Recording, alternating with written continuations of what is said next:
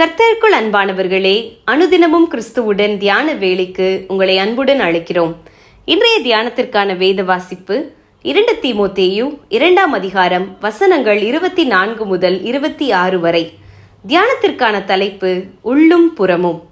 சாந்த குணமுள்ளவர்கள் பாக்கியவான்கள், அவர்கள் பூமியை சுதந்தரித்துக் கொள்ளுவார்கள். மத்தேயு 5ஆம் அதிகாரம் 5ஆம் வசனம். சாந்த குணம் இது தாழ்ந்து போகிற குணமோ அல்லது வேதனையை சகித்து கொண்டு அமைதியை வெளிக்காட்டுகிற குணமோ அல்ல. மனநிறைவோடு எதையும் ஏற்றுக்கொண்டு அன்பை வெளிப்படுத்துவதுதான் சாந்த குணம் என்று சொல்லலாமா?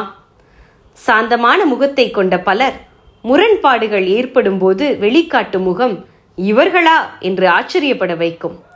மெய் சாந்த குணம் உள்ளும் புறமும் ஒரே விதமாகவே காணப்படும். அது பிறருக்கும் ஆறுதல் கொடுக்கும். வீழ்ந்து போன நிலையில் வேதனை மிகுந்த உள்ளத்தோடும் தாழ்மையுள்ள ஆவியோடும் எரேமியா கர்த்தருடைய ரட்சிப்புக்கு நம்பிக்கையோடு காத்திருக்கிறது நல்லது. தன் இளம் பிராயத்தில் நுகத்தை சுமக்கிறது மனுஷனுக்கு நல்லது. அவரே அதை தன்மேல் வைத்தார் என்று அவன் தனித்திருந்து மௌனமாயிருக்க கடவன். தன்னை அடிக்கிறவனுக்கு தன் கன்னத்தை காட்டி நிந்தையால் நிறைந்திருப்பானாக என்று கூறியுள்ளார். புலம்பல் 3ஆம் அதிகாரம் வசனங்கள் 26 முதல் 30 வரை. ஆம், தேவனுடைய வார்த்தைக்கு தன்னை ஒப்புவித்த எளிமையுள்ள ஆவியை சாந்த குணம் என்று குறிப்பிடலாம். உங்கள் உள்ளத்தில் நாட்டப்பட்டதாயும் உங்கள் ஆத்துமாக்களை ரட்சிக்க வல்லமையுள்ளதாயும் இருக்கிற வசனத்தை சாந்தமாய் ஏற்றுக்கொள்ளுங்கள். திருவசனத்தை கேட்கிறவர்களாய் மாத்திரமல்ல, அதன்படி செய்கிறவர்களாயும் இருங்கள். யாக்கோபு 1ஆம் அதிகாரம் வசனங்கள் 21 முதல் 22 வரை என்று யாக்கோபு எழுதியுள்ளார்.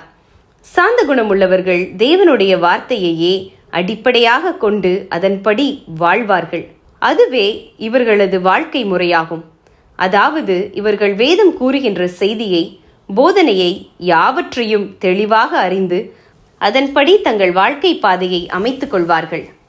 அன்பானவர்களே, சாந்த குணம் என்று பேச்சிலே நாம் கூறினால் போதாது, செயலிலும் அது வெளிப்பட வேண்டும். அது கடினமாயிருந்தால் நமக்கு ஒரே மாதிரியாயிருப்பவர் நம் ஆண்டவராகிய இயேசு மட்டும்தான். சாந்த குணத்தை போதித்த அவர் அதை வாழ்ந்தும் காட்டினார். அப்படியே அவரது பிள்ளைகள் நாமும் செயற்படுவோமாக.